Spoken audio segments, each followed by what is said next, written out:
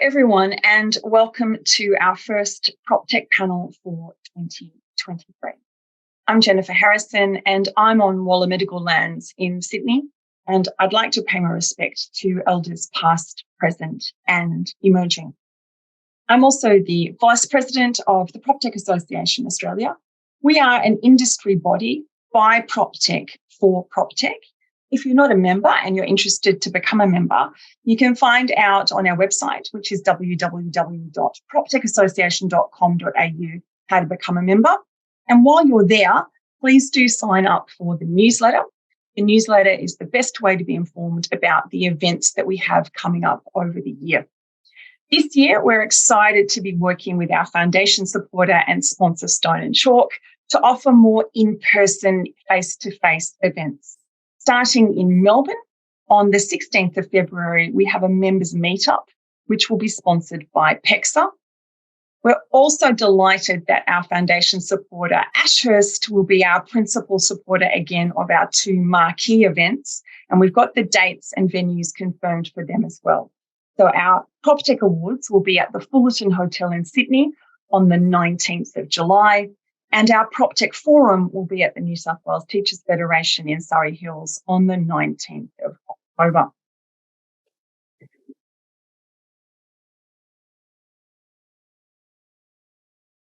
In addition to Stone and Chalk, PEXA and Ashurst, our other sponsors that I'd like to acknowledge and thank are Rewa, MRI Software, WebIT List Once, and Proptech. Now, it's the start of a new year and lots of people are setting goals. They're looking ahead to what the opportunities and challenges are that are likely to arise. So I'm really happy that for our first panel in January, we're going to be looking ahead to 2023 and considering what Proptechs need to know. We've got a fantastic panel of experts and I'd like to introduce them to you now. Our first guest is Julian Kesselman, who is Innovation Director at Taronga Ventures and Program Director at RealTechX. Hello, Julian. Thanks for being with us today. How are you? I'm doing well, Jen. Thanks for the opportunity to join. And where are you joining us from? I'm joining from our offices down here in Barangaroo. So we've got a lovely showcase space of some of our technologies that we invest into. So we'd love to host some of your association members here at some point. It would be great. That'd be great. Thank you. Yes. Our second guest today is Rebecca Cope. Rebecca is a partner in the digital economy team at Ashurst, who are one of our very valued foundation supporters and sponsors. Hello, Rebecca. Thank you for joining us. How are you today? Yeah, well, thank you, Jennifer. Thanks for having me, everyone. And where are you joining us from? So I'm joining you from Sydney as well, and our offices are up in Martin Place. And our third guest on the panel is Angus Moore, who's an economist at Proptech, one of our other very valued sponsors at the Proptech Association. Hello, Angus. How are you today? I'm very well. Thank you so much for having me on today. And where are you joining us from? I'm rounding out the Sydney crew. So I'm working from home, as you can maybe tell from my background, but I'm in Petersham in Sydney in the inner west. Wonderful. Okay. Julian, let's come to you first. Most people in PropTech know the RealTechX Innovation Program. It's very prestigious, and I know all of the previous cohorts speak amazingly about what value they got from it. The current program has an ESG focus, and the themes of sustainability and ESG are very prominent globally. They're definitely going to continue to get corporate and institutional attention in 2023. My questions are, how does focusing on ESG drive the way we do innovation in the built environment? And I suppose another way to think about that is, what comes into sharper focus when we take an ESG lens and what goes out of focus? And can you answer that with some examples, please? Yeah, happy to. And thank you for your comments about the RealTechX Innovation Program. It's really what we like to do at Taronga Ventures to try and give back to the Australian PropTech ecosystem and try and catalyse as much growth for the companies that we support as we can. So ESG impact, which has been strategically placed above my shoulder, is the current thematic of the program and is really driven by the desire of our corporate partners to the program to keep moving the needle on their own ESG performance. So domestically, the groups that are part of the program are groups like ISPT, Dexus, and Vicinity Centres. And there's also a number of international groups that have portfolios here in Australia. And so what we've seen is a strong focus in ESG by many of these major commercial REITs and owners to improve their outcomes over the last 10 years. And in fact, a lot of the low-hanging fruit within the ESG space has already been captured. And so, often people think ESG and they think about climate and carbon reductions. And of course, that's the central focus of our time. But indeed, the pathway towards decarbonisation of buildings is now well and truly set from a technology and a change perspective. And there's a whole spectrum of other ESG concerns that both our owners and also emerging Proptechs should really be thinking about. So the things that come into sharper focus are really drilling down on the different subcomponents of ESG and looking at where can we make improvements around how assets are being responsibly managed into the future. So from an environmental component, beyond carbon, it's things like improving waste footprint, it's improving water, and it's improving the internal environments where we occupy within our assets. When it comes down to social, I think it's really brings into sharper focus a concern for all the different stakeholders in the value chain, not just the occupiers and investors, but really thinking about the employee experience or the community experience, or indeed all of the livelihoods of the people that deliver operating services to the built environment, so our cleaners and all of the people staffing our retail assets. And so it's thinking about what is their experience and how do we start to measure the impact of the initiatives that we put in place upon them. I think what really, comes into focus for the Proptech, so speaking to your members, is thinking about ESG in how you run your own businesses, right? So what is responsible good governance when you're building a fast growing company?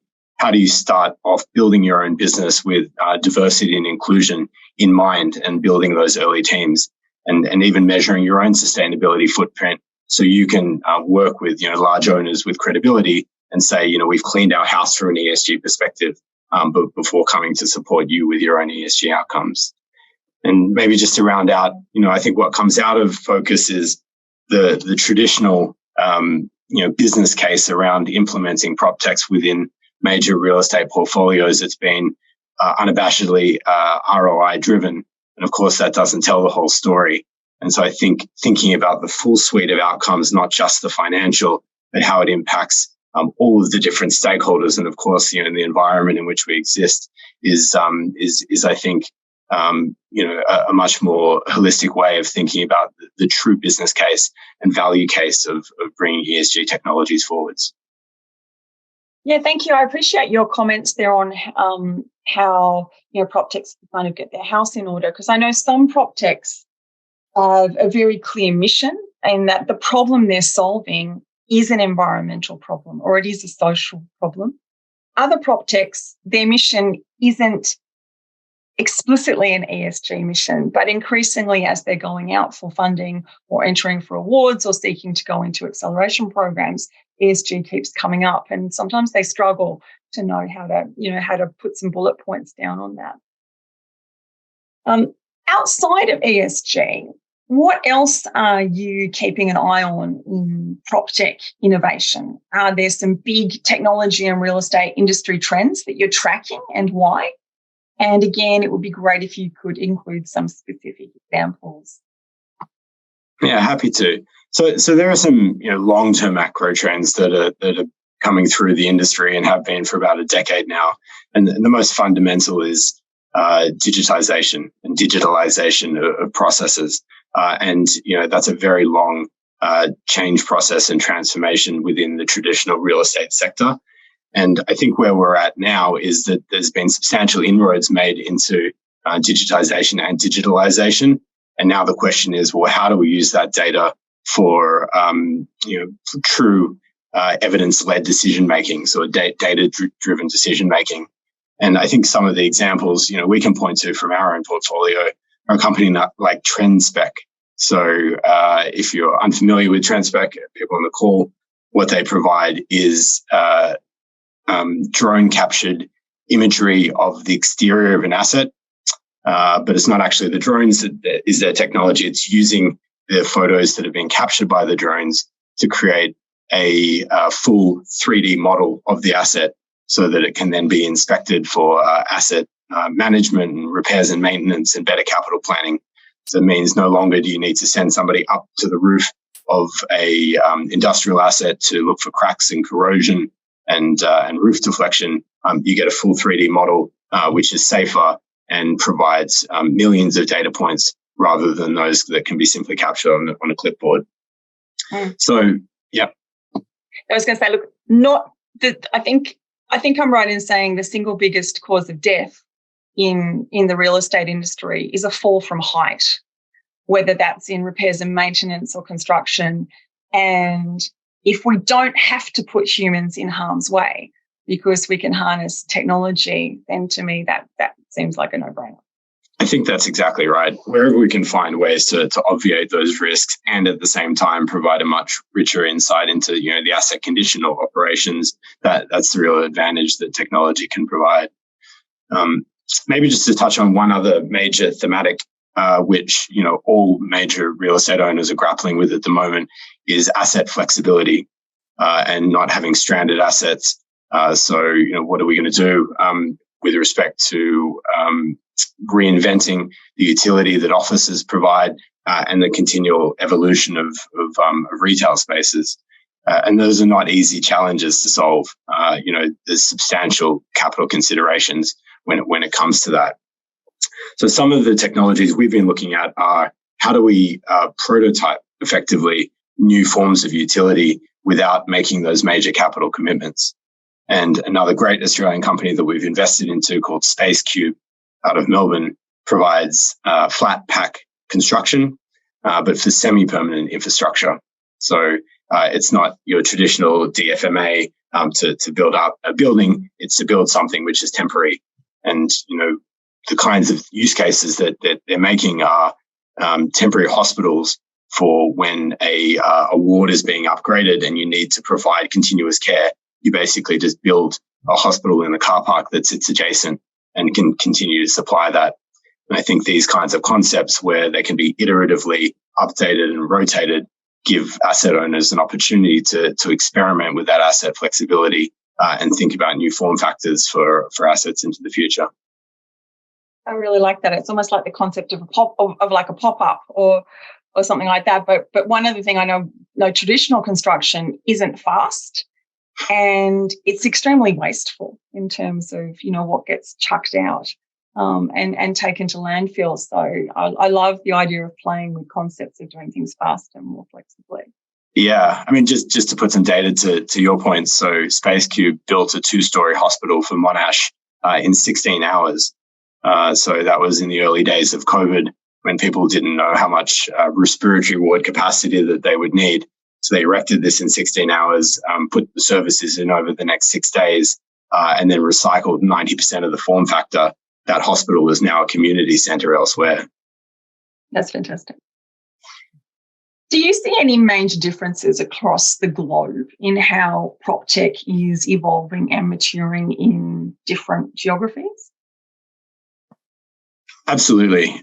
So, we're fortunate enough to have a global investor base and also a global portfolio as well. And so, we've seen those relative differences come through both in the demand side and also the supply side. I had an opportunity to go to Europe and the Middle East towards the end of last year and see, what were the major drivers there. And, Europe absolutely is being driven by ESG. And that, comes right from a macro government level, but also from, the very responsible capital providers. So all the major Dutch pension funds and the sovereign funds in the Nordics are really pushing ESG down onto their managers, which is then cascading all the way through down to the technologies that we're seeing in that space. So we really see, Europe is leading from an ESG perspective. What I think is, interesting and we're seeing quite a lot of in the US, and this is also a bit of a sign of the times for the market, is consolidation within the PropTech space. So, as capital markets for early stage venture companies have tightened up, we're starting to see those proptechs that have been around for longer now, with strong enough balance sheets and strong enough capital behind them, starting to acquire and build out broader platforms. And, really good example of that in the US is a company Measurable, which provides, ESG data for commercial real estate owners, now buying smart buildings platforms to integrate right down into the asset level. And I think, from an Asia and a Middle East perspective, it's really being driven by, urbanization and construction. So, the interest in construction tech is at an all-time high, particularly in the Middle East. We've been following what's happening in Saudi, some phenomenal projects that are being built there. And they're looking to build in a fundamentally more advanced way than they have historically. And so, we really see all of these different pockets of drivers reflecting the underlying markets. Are there any particular takeaways or lessons you think Aussie proptechs can learn from that? Yeah. So we're based in Sydney and Singapore. So we look after the whole APAC region. And something, even from the Singaporean companies that I've seen a lot of is this mentality around being multi-market from day one. So rather than thinking about growing to capacity domestically and then where will I flip up to, it's about thinking about designing your product with that deployability across markets right from the outset. And, that's very true in MENA and also very true in Europe. And, I think we have a great and stable proving ground for Aussie proptechs to build up their company before thinking about, do I flip up to Asia or the US or Europe? But I think, starting with that mentality, definitely from probably the US is a little bit more domestically driven, but I think all of those other major regions lead with that mentality, and that, at least for us as a multi-market investor, makes them much, much more attractive for capital and being able to deploy across global asset owners. Okay, and final question. If you had to make a prediction, what do you see as the biggest opportunity, and also what do you see as the biggest challenge lying ahead for proptechs in 2023? Yeah, look, I think predictions are always risky, and particularly in the venture capital market, it's incredibly dynamic. And yeah, for the people on the call that have been following, it's seen a huge contraction over the last 6 months, and that's happened very, very quickly. And so, the biggest challenge I think facing most proptechs today is around, capital availability. So whereas, 6 to 12 months, there seems to be an endless stream of capital coming in, and also this urgency of venture firms to deploy has, really led to, the belief or the assumption that the next funding horizon will surely be 18 months away, and it won't be too much of a struggle to get to. And I think, we at Taronga Ventures have tried not to get too caught up in that hype cycle. And we've, tried to always focus on fundamentals of the businesses, because, ultimately for us, we're trying to invest in technologies to support major real estate owners who, want to make sure those companies are around for years to come.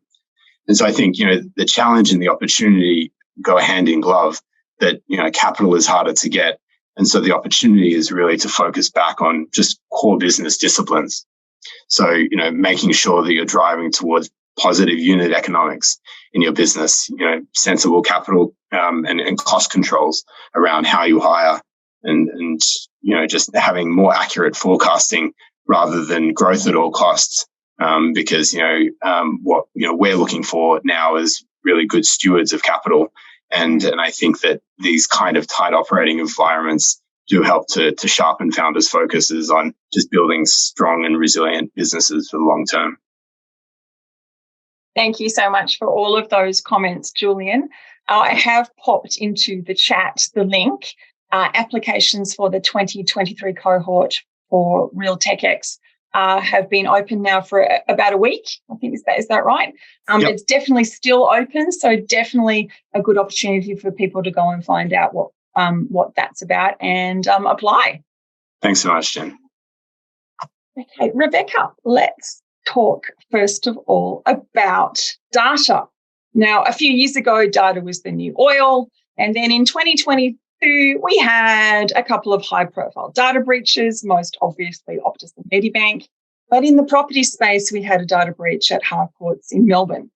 As a result, we have the federal government talking about higher penalties, and New South Wales Minister Victor Dominello has started to shine a spotlight on the kind of data that is collected by real estate agents and landlords. What challenges do you think Proptechs can expect to face from a legal and regulatory perspective in the coming years? Thanks, Jen. Yeah, so you're absolutely right. There's been definitely a change in the public perception of how data is managed and what the risk is about giving your personal information to an entity, including those active in the PropTech market.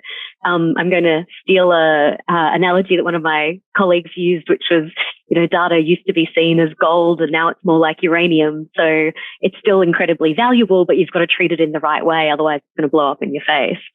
So I think what we've seen as a result of the media attention and the political attention that were paid to the two big data breaches last year, as well as you mentioned, the Harcourts incident, there is a raft of new legislation heading our way on the privacy front. The higher penalties were already instituted quite quickly last year by the federal government. So if you are subject to the Privacy Act, you're now facing maximum penalties of the greater of 50 million, 3 times the benefit of the value that you might derive from your breach, or 30% of turnover. So it can be quite a large penalty hanging over those potential breaches. I think the approach that Minister Dominello was flagging for the rental market is really being driven by the fact that the Privacy Act really kicks in when you've got $3 million or more of revenue. So it does mean that a lot of the smaller businesses are not subject to the Privacy Act. And of course, in the real estate area, there are quite a lot of smaller businesses who may not be meeting that turnover threshold, but who get access to a lot of personal information through the rental application process. So as I understand it, the idea of that regulation would be to fill that hole, and it would either be consistent with the Privacy Act requirements or sort of apply to you when you're not also subject to the Privacy Act. So I think we're going to see more stringent regulations coming our way. We're going to see way more active regulators in this space. So the OAIC has already been out there doing quite a lot, and they are quite busy. They've received additional Commonwealth funding to help them on that front.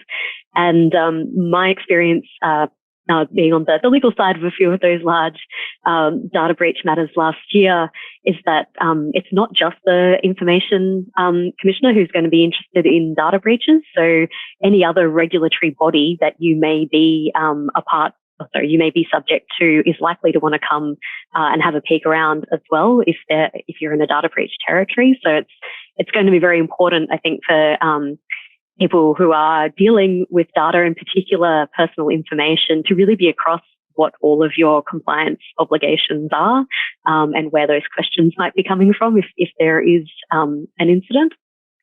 A couple of other themes that are related to data but not specific to sort of the cyber data breach risk. I think AI regulation is an interesting one. We saw the EU take quite a number of steps forward last year in that respect. And my personal sort of prediction, I know you're asking Julian for his earlier on, is that basically I think that AI regulation is likely to be treated the same way as the GDPR was when it first came in. So the GDPR, that's the data protection regulation over in the EU, a lot of companies who operate internationally have just taken that as a baseline, and now it's sort of basically applied because if you're designing a product that's going to be used across multiple jurisdictions, a lot of those products are designed to have those GDPR requirements in mind. And I think the AI regulation is likely to become something quite similar. So although it wouldn't apply directly to Australians, I think it's probably going to end up applying by default. And the final thing I just wanted to flag on the data side of things is the consumer data right. So it's been around for a little while now. It's the banks are well across it. The energy companies are going through the pain at the moment, and telco's just about to jump in. But the really interesting development that they're making in the banking sector at the moment is they're moving into a new phase called action initiation. So basically what that means is instead of just getting read access to data, you can actually get write access, which I think is going to really open up a new category of innovation. And it's possibly something that the Proptech market will be involved in as well, because it enables them to participate in things like mortgages and that sort of thing. So yeah, I think there's some interesting opportunities arising out of data and its regulation, but also a lot of challenges. Yeah, and just you mentioned the consumer data right there. I think there are some really interesting intersections between, banking and real estate and insurance, and something like the consumer data right gives us a place where we can explore some of those crossovers more directly. Yeah. You were talking just a little bit there about AI. Yeah. And I know ChatGPT and other generative tools, they're the new cool toys. Lots of people are generating, haikus and blogs and things like that and sharing the output on social media. And it's very cool tech. But from a legal perspective, what are the issues that people need to be aware of there in terms of, IP protection, infringement, privacy and other matters? Yeah. So maybe just firstly, like ChatGPT, it is cool. It's getting a lot of attention. I know maybe a lot of people on the call today may have played around with it. It's quite interesting. I would say, though, it's not really a sea change, at least not from a legal perspective, in terms of how laws have been applying to AI and AI adjacent to technology previously.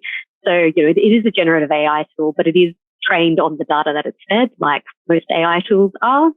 And it's also, it's natural language processing technology, which we have had around for quite a while. People might remember Microsoft's attempt quite a few years ago now of Tay, the chatbot, who learned via Twitter and then immediately became racist and sexist. So it's kind of learned to swear pretty quickly. Yeah. Something like 10, 12 minutes in, it was getting into expletives. Exactly. So a version of that technology has been around for a while. I understand ChatGPT has got a moderation element to it to try and prevent that sort of thing from happening, although apparently there's been some successful workarounds already tried to put in place. So, but from a legal perspective, there's a few things that we need to think about when we're talking about AI. And the first one is really about that learning phase. So AI needs to ingest data in order to learn. But if you're the one who's using the AI, you really need to make sure that you've got the rights that you need to have in order to use the data in that way. So in particular, you've got to be really careful around any regulated data, so any personal information. Do the people who've provided that information know that it's being used in this way? Have they provided their consent for it to be used in that way?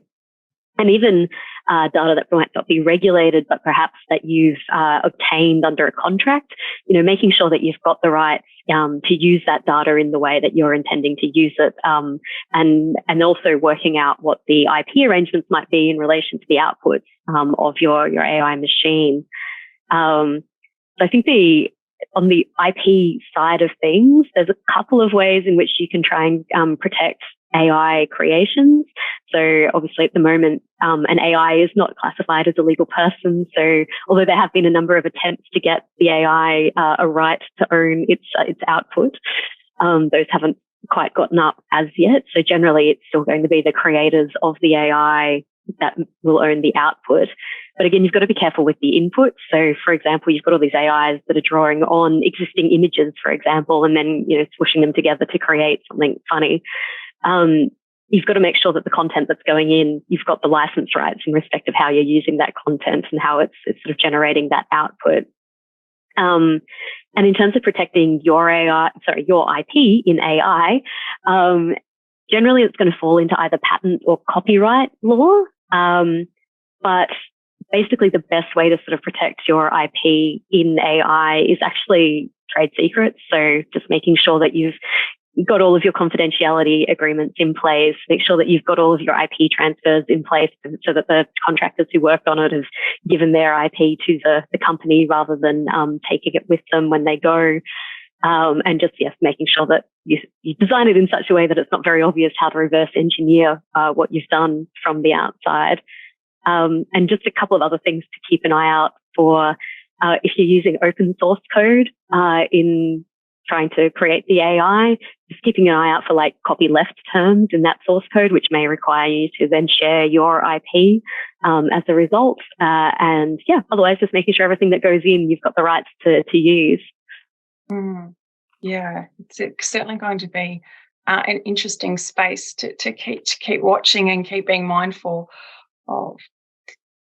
And as Julian foreshadowed, the capital raising environment now is a bit different. And I'm just wondering, at Ashurst, since you're involved as lawyers documenting a lot of capital raising transactions and also a lot of M&A deals, what are you seeing in due diligence that's coming up when PropTechs are raising capital or doing M&A? Is there anything PropTechs should be aware of and seeking to head off in terms of potential roadblocks? Yeah, absolutely. So I think conveniently that builds on the answers to the last two questions. So essentially, I was talking about data being uranium.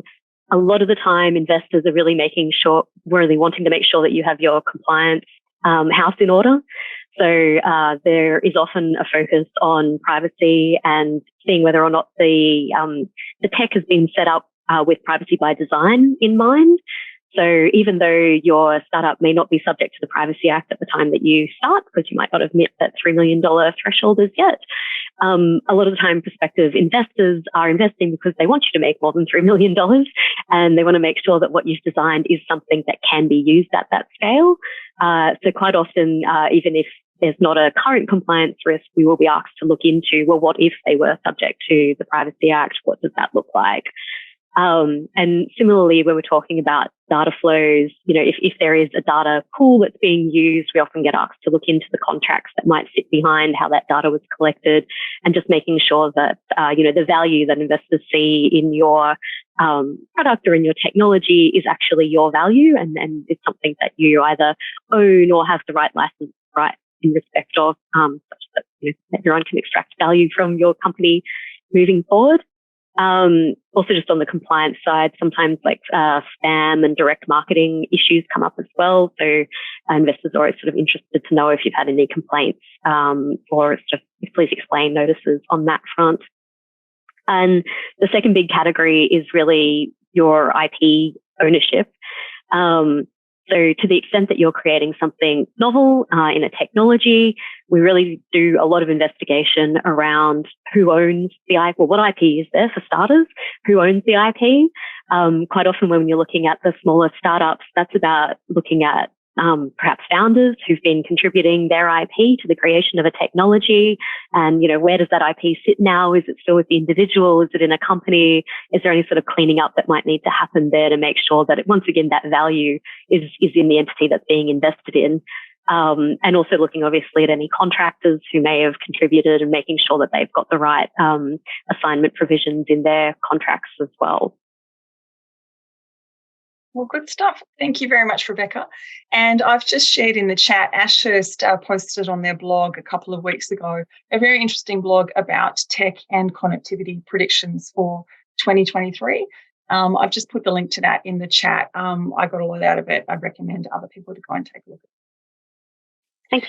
Angus, let's have a little bit of a talk about what's happening out there in the world of economics. We've come out of an interesting 2022, and I'll pop into the chat in just a minute. Proptech have published the December listings report.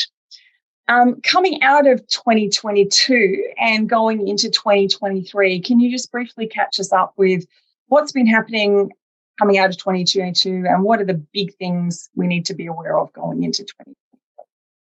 Yeah, it's a great question. And I might actually wind back even a year further and just kind of put us in frame of where we were in 2021, because it was a pretty stark year in property markets. We saw prices across 2021 grow at the third fastest rate across that 1 year in 140 years. So basically as long as we have records of prices in Australia, it was the third fastest, and the fastest since basically 1990. So it was a extremely brisk year that was accompanied by low interest rates and extremely hot property market conditions. Spring in 2021 was very, very busy.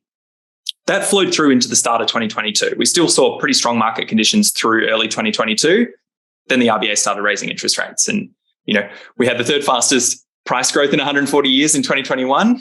in 2022, we saw some of the sharpest increase in mortgage rates we've seen since the 1990s, if not longer, depending on how you measure. Again, it's surprisingly hard to measure things further back in time. What that's meant is we've seen the market cool pretty quickly. Activity and prices have both really come off across the back half of 2022. Prices nationally are down 4.3%, according to the Proptech Home Price Index. They're off by more than that in Sydney and Melbourne. Places like Adelaide and Brisbane are holding up a little bit better, but even there, we're seeing prices fall as well. So what that means is that going into 2023, we've got a pretty cool market at the moment, and we're probably expecting that to continue for at least a little while. We're expecting prices will continue to decline through much of 2023, in part because, well, we've seen prices down 4.3%. That really hasn't fully reflected the impact of those big interest rate increases we saw last year. And the fact we'll probably see more of those this year. Yeah, so coming on to interest rates, what is your house view on what the RBA is likely to do in 2023? Yeah, it's certainly the question on everyone's mind. And, as has been alluded, there's no way to be wrong quicker than to make a prediction about interest rates, or prediction about anything in property, I suppose, but interest rates in particular, perhaps. We're expecting there'll be probably 2 more interest rate rises across sort of the first half of this year. The exact timing probably doesn't matter too much and will depend a bit on the flow of data that the RBA is looking at. But we think there'll probably be another 2. That's broadly speaking what's being priced in markets at the moment. But a lot of it's really going to depend on what happens to inflation. Looks like 2022 was probably the worst of inflation, and things will probably get better this year. We're going to have data out tomorrow on what happened in the December quarter, so I can be wrong in record time, less than 24 hours, which I guess goes hand in hand with being an economist. But if we see inflation pressures start to ease, and there are some promising signs there, certainly in the US, inflation looks like it's coming off. There are some signs in domestic data here in Australia that we might be kind of behind the worst of it in the late last year. If that's the case, we'll probably not see a lot more out of the RBA, 1 or 2. But if inflation's a bit more entrenched, we might have to see more interest rate increases. So what does that mean for, say, property developers and also, construction? Because construction have been faced with global supply chain shortages, a very tight labour market, skills shortages. Their cost of funding is going up as well. We've got this massive pipeline of homes we know we have to build because we've got a national housing shortage and rental crisis. The government announced in the budget last year, a target of building 1 million new homes from 2024. And I know a lot of superannuation funds, because they're that patient capital with that long-term horizon, they're looking a lot now at build to rent. I'm just curious, how are we going to build all of this housing? It's a great question. What are the challenges from an economic perspective that are going to have to be, overcome to do that? Yeah. There's a lot of challenges for the construction sector at the moment. And again, maybe to put it in some context, it's useful to wind back a couple years. We saw a huge surge in approvals and commencements of detached houses through 2020 and 2021, in part just due to low interest rates. We know that residential construction is one of the sectors most responsive to low interest rates in terms of economic activity. So that was, broadly as expected, and in part what the RBA was hoping to achieve. But it was also due to home builder, which made building detached houses very attractive. What that meant is that we had this huge surge in the number of homes that started to be constructed, but we actually haven't been finishing them at a pace any quicker than we were pre-pandemic. And what that means is that the number of homes under construction has gone from something like 50 to 60,000 pre-pandemic, detached houses, I should say, under construction at any given time, to more than 100,000 today. So there's this huge increase of work that's yet to be completed. And a big part of why that's happened is that it's just taking longer to build detached houses. Detached houses typically take something like 6 to 9 months. Obviously it depends on the house, but broadly speaking, that's blown out to over a year. And, there's a variety of reasons for that. Lost days due to sickness is part of it. Supply chains is a really big part of it. It's been hard to get raw materials, and we can talk about that in a second as well. But also weather's been a part of it in Sydney and Brisbane as well, which is, maybe a bit less of an economic driven factor. What that means is that we're just not completing those homes. And so that build time has blown out and the pipeline has increased a lot. Part of that, and as I mentioned before, part of that is that we've seen massive increase in costs for builders. So to build a detached house, it's cost something like 20% more than it did a year ago. And that's across a broad range of inputs from, timber to steel to electrical appliances. So it's just become very challenging to build a home at the moment. Yeah, no, I know just in my own little suburb of Sydney, I live in a suburb where most of the original houses were built in the 1960s. So most people like to do a knockdown rebuild at some point. I know just anecdotally, just down the street from me, there's a house where they demolished in January last year. And as of today, they have a concrete slab and a timber frame. And that is all they have. They have no walls. They have no roof. And that family has been paying rent and a mortgage now for over a year. And their resilience and ability to continue to do that, I think they're starting to get a little bit worried. And I just know anecdotally, it seems there's lots of construction sites, right? So the construction is starting, but it's not finishing. So, what do we need more immigration? Do we need more policies? Do we need to get people out of tech and into the trades? How do we combat some of this? Yeah, that's a very difficult question. Part of it will fade. Those supply chain disruptions are temporary, and there are signs that that's probably behind us, or at least the worst of it is behind us. If you look at indexes of global shipping costs, those were extremely high through a lot of last year, and they've come not all the way back, but back to more normal levels today. So some of that will dissipate. Likewise, weather is hopefully, I really hope, Sydney's summer this year for those in Sydney has been pretty terrible. Hopefully that's behind us as well for a variety of reasons, but it will help construction as well. In terms of the labour force, it is just very difficult to get labour at the moment. The unemployment rate's sitting around multi-decade lows and has been there for months. And so it's just extremely difficult to get labour of really any type. This is not unique to the construction sector. I'm sure the tech sector is feeling the pinch as much. Sector is, if you're a software developer, I even know it's right across the board. People who need they need salespeople, they need marketing people, they need. Yeah, so migration will help with that to some extent. Bringing a little bit extra labour supply in. But the evidence is that in aggregate, it probably doesn't make a massive difference because, of course, those new migrants also spend money and create demand for jobs, and those two things, broadly speaking, offset. It's a controversial literature, but broadly speaking, that's where the consensus is. So. Part of it is just that we will see the unemployment rate come up a bit over the next 12 to 18 months as the RBA slows the economy. That's why they're raising interest rates. They're trying to take a bit of the heat out of the economy. That will help to some extent with labour availability, but it is just very challenging across the board at the moment. And what do you see happening outside of residential? What about the retail space and the commercial space? What are some of the things that are going to be impacting those sectors of real estate? Yeah, it's a very interesting space. And, we're seeing it in resi as well, but one where the kind of hangover from COVID and the shift that we saw in terms of the way that people live is still kind of having effects and will continue to have effects. So, we're continuing to see retail in suburban areas and large format retail do pretty well, while CBD retail remains fairly soft.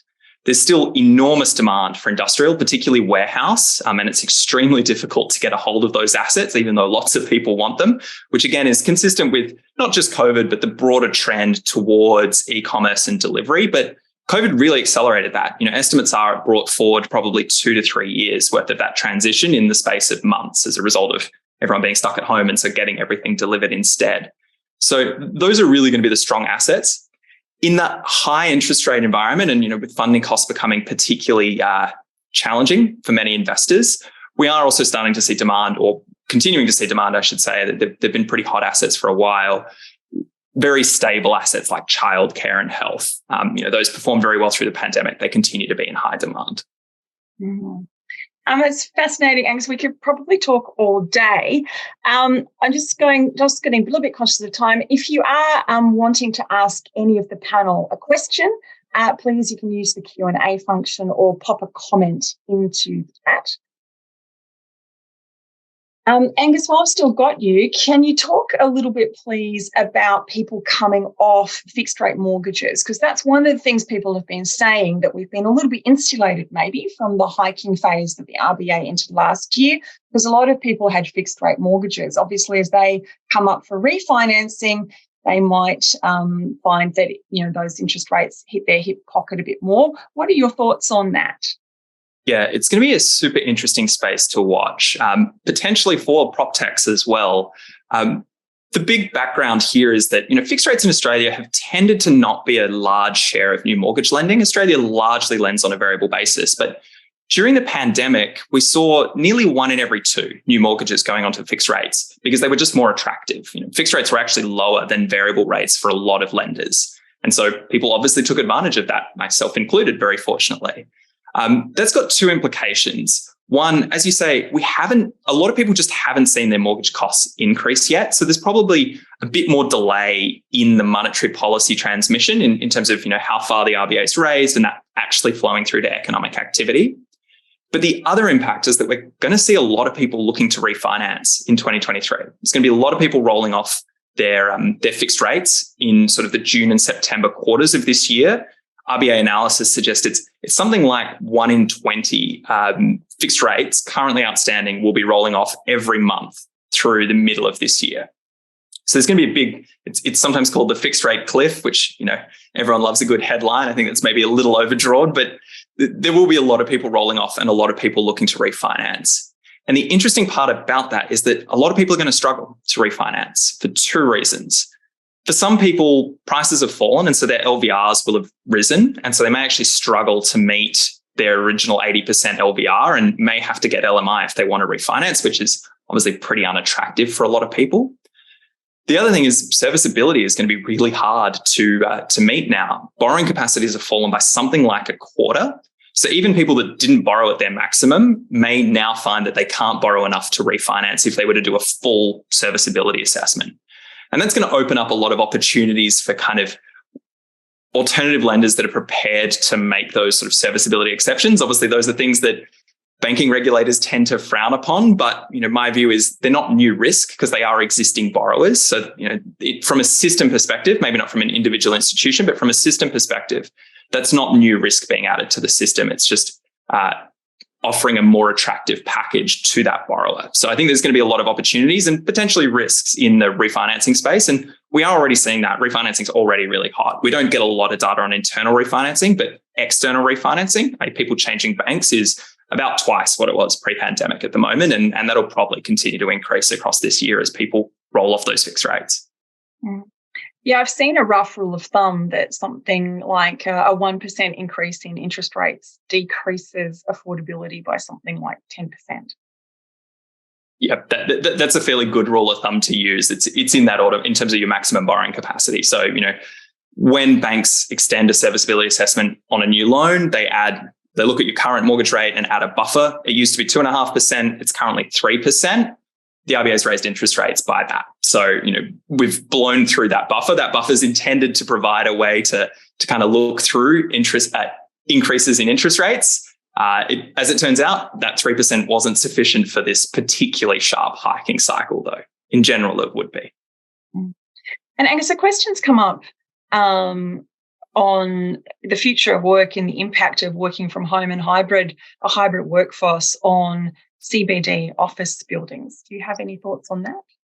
Yeah, it's a great question. I think the answer is we don't know, which is a terrible answer and the one that you always get from an economist because we're infuriating to ask questions of. But I think we don't know how it's going to play out yet. Some of that shift that happened looks to be permanent. I'm working from home today in a way that I didn't in 2019. So to some extent, that reduces demand for office, but there is actually more office space being used today than there was pre-pandemic. So it's not as if it's completely evaporated. It's just that we're often using it in different places and in different ways. And so how that plays out, I think, is going to be really interesting to watch. I don't have the answer, though, unfortunately. Like I said, if you do have a question for the panel, please do pop it into the Q&A, or if you've got any comments, pop it into the chat. Angus, while we've still got you, I know New South Wales government, we've got the date. New South Wales has a fixed 4-year term, so we have to have an election that's coming up at the end of March. Given the housing affordability and rental crisis, that's definitely going to be, I think, on the political agenda. One thing that has been proposed is, for example, could we be more flexible on stamp duty? And would that help first home buyers get into the market? I know you've published a blog on that recently, which I'll go and share, but I'm wondering if you could just hit the highlights from that for people. What are your key takeaways after doing your analysis on that? Yeah, certainly.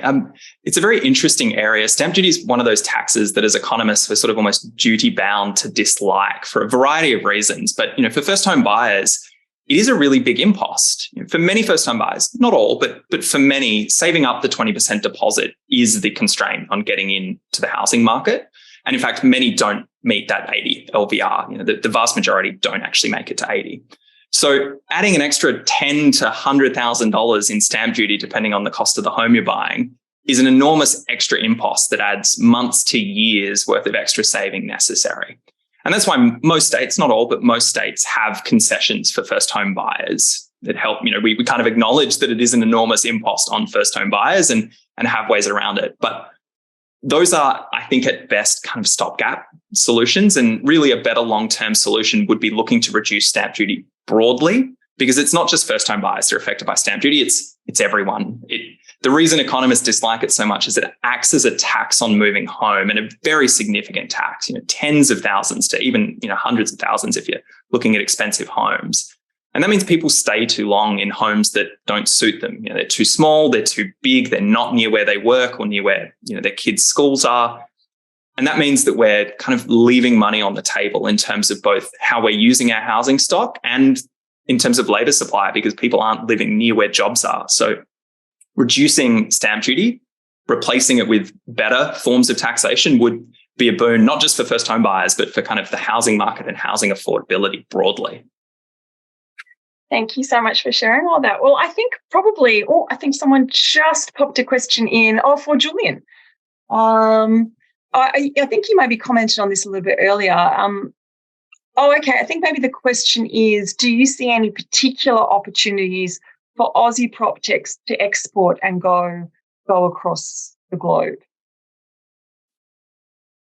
Yeah, there are certain spaces where Australian real estate tech is, I think, leading relative to other markets. Construction tech is quite an interesting one. Given, we're such a highly regulated environment, and, particularly for the technology that's being developed for the enterprise space, you've got institutional clients demanding, very high standards of delivery. Relative to other markets, Australia, it's the regulatory framework and requirements that actually lift the game of our technologies. And so, I really see a lot of Australian construction tech companies as being, very exportable. And I think, what's interesting about those kinds of technologies is that, to my earlier point, they are often multi-market ready in terms of if it's hardware. Physics is the same here as it is anywhere else in the globe, right? So in some instances, it's more readily transportable. And so I think that's probably one particular space where we have an edge. And I think from a market entry strategy perspective, we find a lot of our portfolio that comes out of Australia will look for like markets with similar regulatory regimes or capital structures as well. So we see a lot of companies flipping up into the US, which is the traditional pathway for all Australian technologies, but more so into the UK from a real estate technology perspective, and Singapore, but before then moving, using those as landing pads to move into other jurisdictions. Mm-hmm. Yeah, I've got a little bit of a personal soft spot for ConTech. I'm hoping later in the year to have a panel and do a bit more promotion of ConTech. And I think it's also going to be very interesting, I think, this year to see how Proptech matures in terms of what we're talking about.